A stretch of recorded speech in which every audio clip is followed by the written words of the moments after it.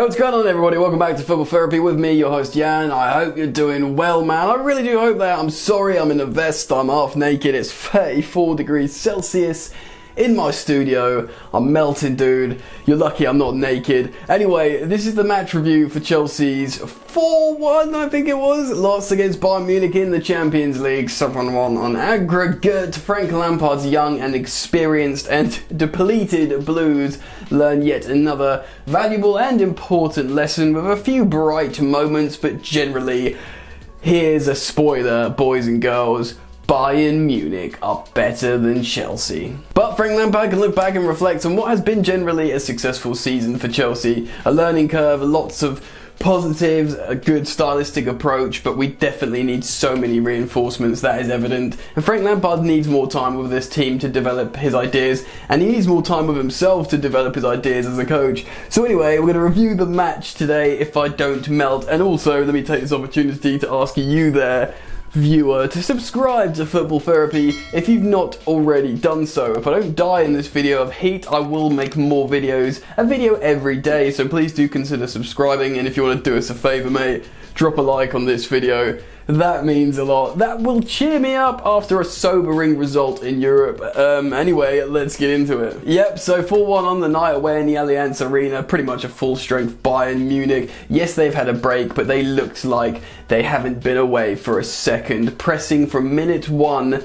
to the end, they're just so good, man. Robert Lewandowski as well. If he's not scoring or assisting or just holding up the ball or whatever, aerial duels, he can do it all, man. This dude is so good. So I do want to talk about the game, and then I'll talk about player performances and what it means and all that kind of lark. So let's open up the analysis screen. Whoosh. So pretty much as we expected, or almost identically, I did a match preview and I said he might go for this formation, the 4-3-3. And yeah, he pretty much played what he could play. Ruben Loftus-Cheek didn't start, which I thought he might, but it might be due to not being fit enough or sharp enough.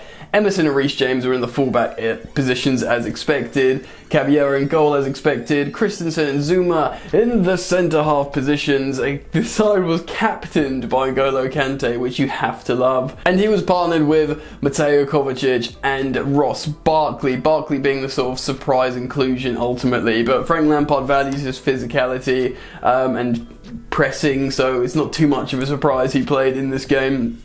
And I did think Giroud would start, but Tammy played, and he was flanked by who we thought he would be flanked in Mason Mount and Callum Hudson-Odoi, once heavily courted of Bayern Munich. Now, fair enough, he probably went for this formation purely on the premise of not having Azpilicueta and Marcus Alonso, so he can, so he couldn't really play his strong back. I say strong back three system, but his recently favoured back three system. So he went with the 4-3-3, and it made a lot of sense. And ultimately, upon reflection, Tammy, who did get a goal today, it made more sense with him running in behind, because Bayern Munich's high line is ridiculous. If we had Christian Pulisic in either of these games against Bayern Munich, he would have had a goal or two.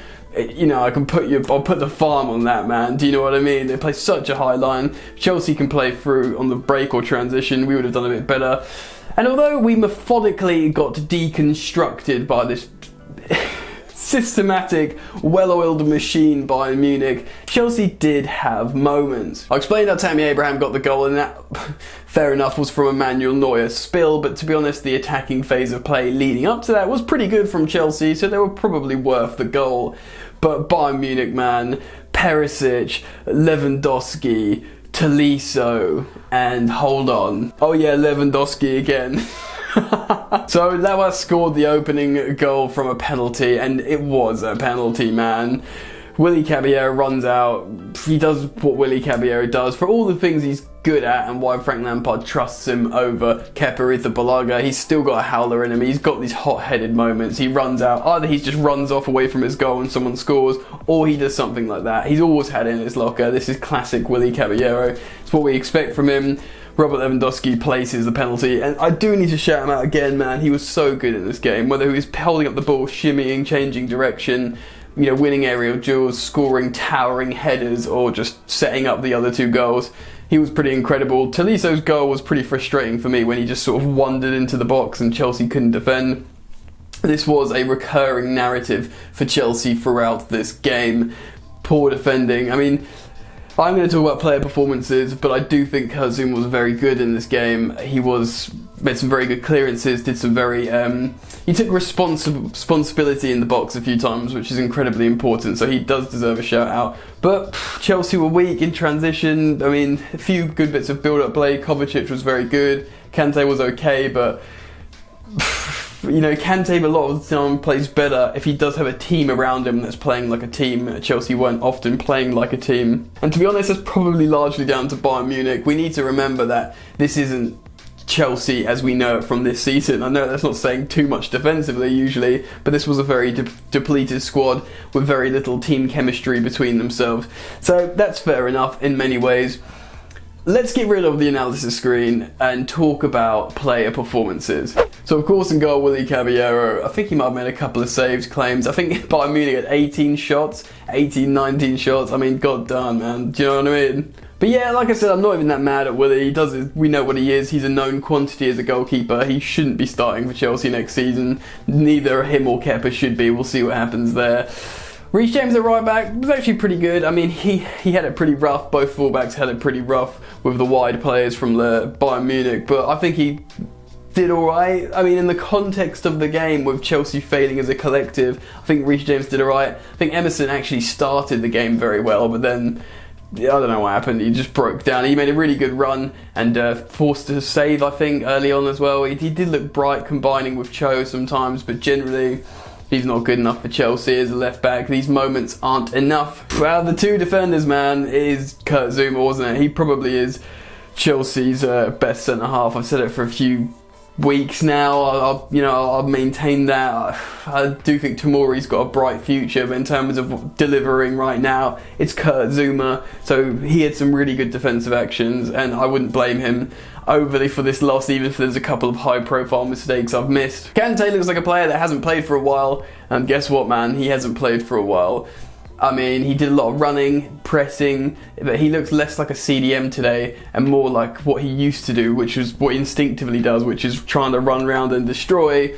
Chelsea were left exposed. It was okay. In terms of the midfielders, I think Mateo Kovacic was the best, showing his class. He seems to play quite well against Bayern Munich, like he did in the first fixture, the reverse leg.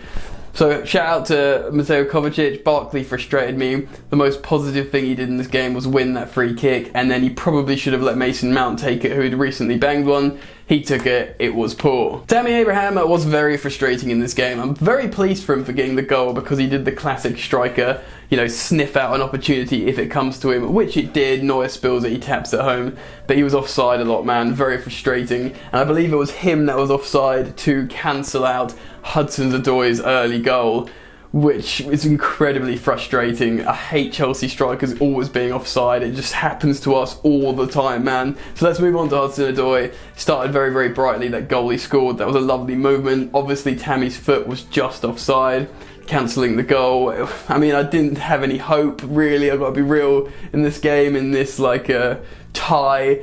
But for Callum to score that goal to finish it, it's got to be good for him, even though it wasn't officially on the score sheet. Superb, and I'm very happy for him. And he did do some good defensive actions later on in the game as well, which is, you got to praise him for. But he looks like he's been out for a while, and he does still look like he needs to settle. But I am feeling happier and happier for Hudson-Odoi. I'm starting to remind myself of his quality, and that's really important.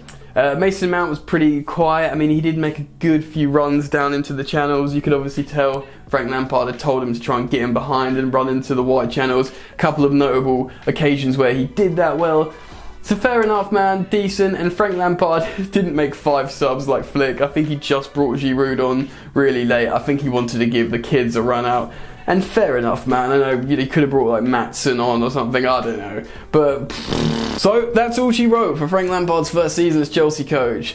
Joint on points with third place Manchester United, FA Cup final, and got dismantled in the round of 16 against Champions League winners-elect, maybe Bayern Munich. They're just so good, man. I mean, if we went out to like Lyon or something, I'd be frustrated or disappointed, but to be honest, you've just got to have this sobering reality of Bayern Munich are just an epic machine. They're so good. They're 11 top. I'm not going to list all their players because you know them.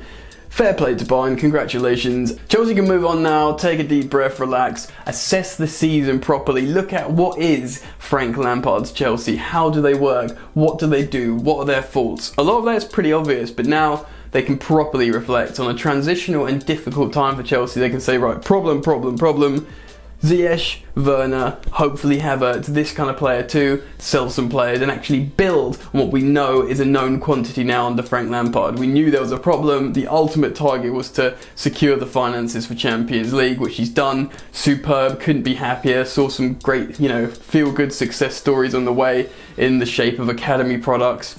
Now we need to move, now we need to develop. I'm sweating my nuts off, guys, I'm gonna die here. Comment down below your thoughts on the game and everything you want to talk about. Please do like the video, subscribe if you're new, enjoy the football when it comes back, and I'll see you later. You ain't so tough with that bad boy tuck. I'ma get it how I'm living, I'ma walk the walk. Outline my lines, I rap through thought. Body bag the verse, outlined in chalk. In my life seen trouble, hustle on the double, silence on the trigger like my pick got a muzzle. Yo chick like to guzzle, bad boy stay in trouble. I only love this paper, sorry I don't. I laugh me baby.